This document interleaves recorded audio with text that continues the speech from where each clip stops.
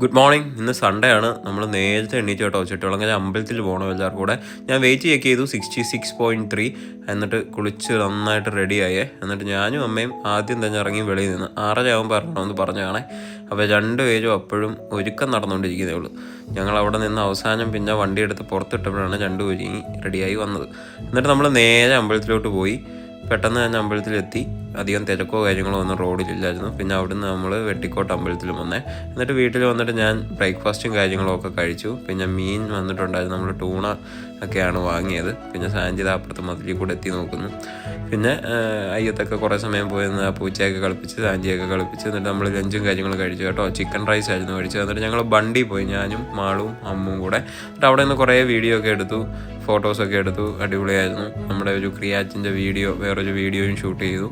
നല്ല രസമായിരുന്നു. അമ്മുമായിരുന്നു നമ്മളുടെ ഒഫീഷ്യൽ വീഡിയോഗ്രാഫർ ഇന്നത്തെ.